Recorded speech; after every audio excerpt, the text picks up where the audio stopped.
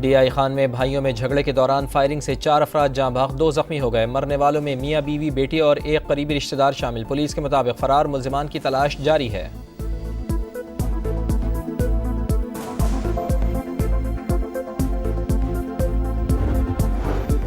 دہشت گردی کے خلاف زیرو ٹالرنس پالیسی برقرار رکھنے کا عزم۔ ذمہ داران اور سہولت کاروں کو بغیر ہچکچاہٹ ختم کیا جائے گا۔ کوئٹہ میں وزیر اعظم کی زیر صدارت امن و امان پر اجلاس۔ جعفر ایکسپریس پر حملہ ناقابل معافی ظلم قرار۔ اجلاس میں army chief general Syed Asim Munir سمیت سیاسی جماعتوں کے رہنماؤں کی شرکت۔ وزیر اعظم کی دہشت گردوں کے خلاف آپریشن کرنے والے افسران اور جوانوں سے ملاقات۔ شہباز شریف اور سپہ سالار کا سی ایم ایچ کوئٹہ کا بھی دورہ۔ سانحہ جعفر ایکسپریس کے زخمیوں کی عیادت۔ متاثرہ خاندانوں سے ملاقات۔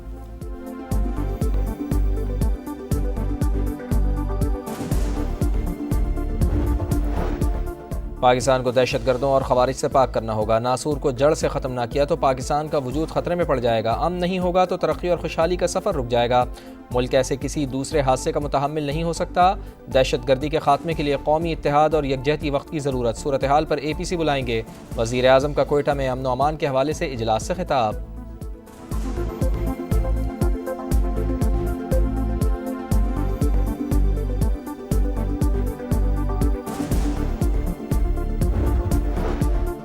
جعفر ایکسپریس پر حملے میں بیرونی ہاتھ ملوث ہونے کا انکشاف۔ منصوبہ پاکستان سے باہر بنایا گیا۔ دہشت گرد افغانستان میں اپنے ساتھیوں سے رابطے میں تھے۔ کالز ٹریس کی گئیں۔ بلوچستان میں حالیہ دہشت گردی میں ملوث عناصر کی افغانستان میں محفوظ پناہ گاہیں ہیں۔ ترجمان دفتر خارجہ کی بریفنگ۔ کہا عبوری افغان انتظامیہ ذمہ داران کے خلاف کارروائی کرے۔ بھارت پاکستان میں دہشت گردی کی کارروائیوں میں ملوث ہے۔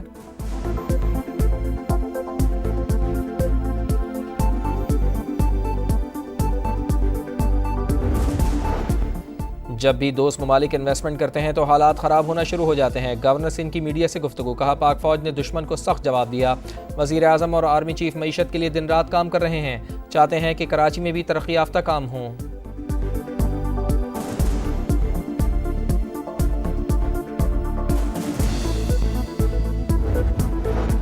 جنوبی وزیرستان میں چیک پوسٹ پر خارجیوں کا حملہ ناکام۔ فورسز کی جوابی کارروائی میں 10 دہشت گرد ہلاک۔ آئی ایس پی آر کے مطابق خودکش بمبار نے چیک پوسٹ کی دیوار سے بارودی مواد سے بھری گاڑی ٹکرائی۔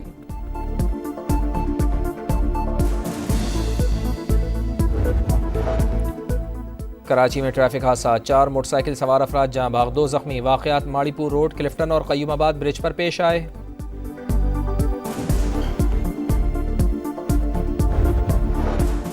روسی صدر نے یوکرین جنگ بندی کے امریکی منصوبے پر سوالات اٹھا دیے۔ کہا جنگ بندی پلان پر عمل کے لیے تیار ہیں لیکن پہلے تنازع کی جڑ کو ختم کرنا ہوگا۔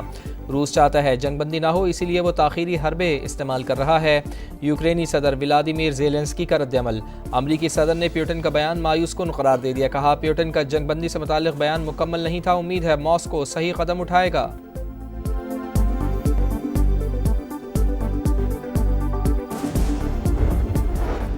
شام کے صدر احمد الشرا نے ملک کے آئینی اعلامیے پر دستخط کر دیے۔ عبوری آئین 5 سال تک نافذ العمل ہوگا۔ اقدام شام میں نئی تاریخ کا آغاز ثابت ہوگا۔ ہم جبر کی جگہ انصاف کو رائج کریں گے۔ شامی صدر پرعزم۔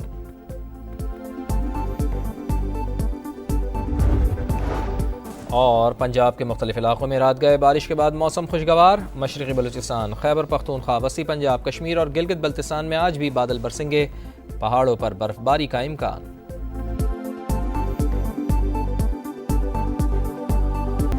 ڈی آئی خان میں بھائیوں میں جھگڑے کے دوران فائرنگ سے 4 افراد جاں بحق 2 زخمی ہو گئے۔ مرنے والوں میں میاں بیوی بیٹی اور ایک قریبی رشتہ دار شامل۔ پولیس کے مطابق فرار ملزمان کی تلاش جاری ہے۔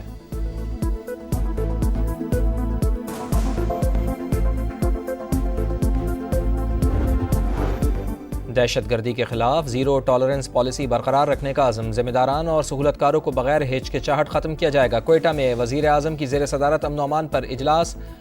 جعفر ایکسپریس پر حملہ ناقابل معافی ظلم قرار۔ اجلاس میں army chief general Syed Asim Munir سمیت سیاسی جماعتوں کے رہنماؤں کی شرکت۔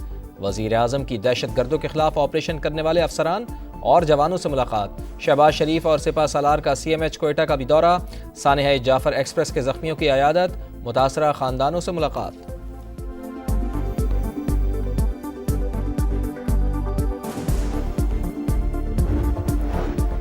پاکستان کو دہشت گردوں اور خوارج سے پاک کرنا ہوگا، ناسور کو جڑ سے ختم نہ کیا تو پاکستان کا وجود خطرے میں پڑ جائے گا، امن نہیں ہوگا تو ترقی اور خوشحالی کا سفر رک جائے گا، ملک ایسے کسی دوسرے حادثے کا متحمل نہیں ہو سکتا، دہشت گردی کے خاتمے کے لیے قومی اتحاد اور یکجہتی وقت کی ضرورت، صورتحال پر اے پی سی بلائیں گے، وزیر اعظم کا کوئٹہ میں امن و امان کے حوالے سے اجلاس سے خطاب۔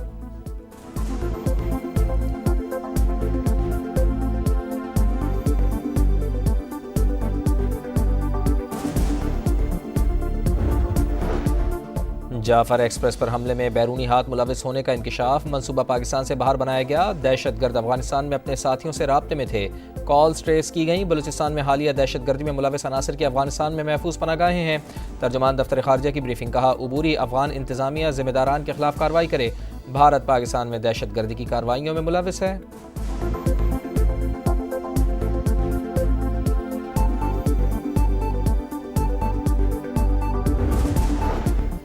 جب بھی دوست ممالک انویسٹمنٹ کرتے ہیں تو حالات خراب ہونا شروع ہو جاتے ہیں، گورنر سندھ کی میڈیا سے گفتگو، کہا پاک فوج نے دشمن کو سخت جواب دیا، وزیر اعظم اور آرمی چیف معیشت کے لیے دن رات کام کر رہے ہیں، چاہتے ہیں کہ کراچی میں بھی ترقی یافتہ کام ہوں۔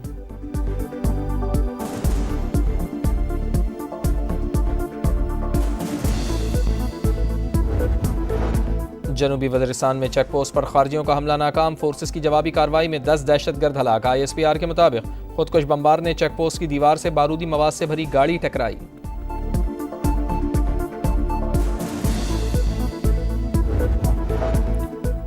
کراچی میں ٹریفک حادثہ، 4 موٹر سائیکل سوار افراد جاں بحق، 2 زخمی، واقعات ماڑی پور روڈ، کلفٹن اور قیوم آباد برج پر پیش آئے۔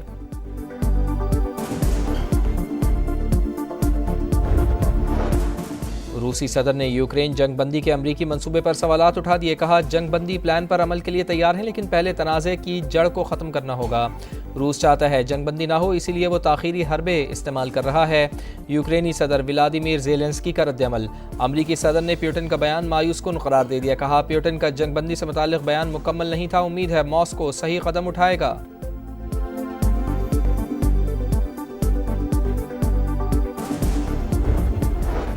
شام کے صدر احمد الشرا نے ملک کے آئینی اعلامیے پر دستخط کر دیے، عبوری آئین 5 سال تک نافذ العمل ہوگا، اقدام شام میں نئی تاریخ کا آغاز ثابت ہوگا، ہم جبر کی جگہ انصاف کو رائج کریں گے، شامی صدر پرعزم۔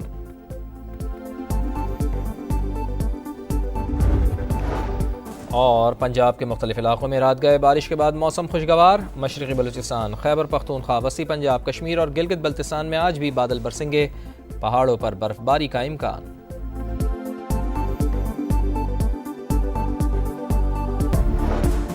روسی صدر نے یوکرین جنگ بندی کے امریکی منصوبے پر سوالات اٹھا دیے، کہا جنگ بندی پلان پر عمل کے لیے تیار ہیں لیکن پہلے تنازع کی جڑ کو ختم کرنا ہوگا، روس چاہتا ہے جنگ بندی نہ ہو اسی لیے وہ تاخیری حربے استعمال کر رہا ہے، یوکرینی صدر ولادیمیر زیلنسکی کا رد عمل، امریکی صدر نے پیوٹن کا بیان مایوس کن قرار دے دیا، کہا پیوٹن کا جنگ بندی سے متعلق بیان مکمل نہیں تھا، امید ہے ماسکو صحیح قدم اٹھائے گا۔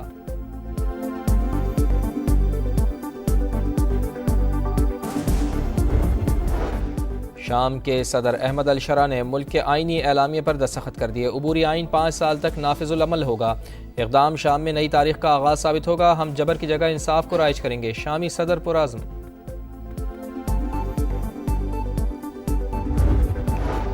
اور پنجاب کے مختلف علاقوں میں رات گئے بارش کے بعد موسم خوشگوار، مشرقی بلوچستان، خیبر پختونخوا، وسطی پنجاب، کشمیر اور گلگت بلتستان میں آج بھی بادل برسیں گے، پہاڑوں پر برف باری کا امکان۔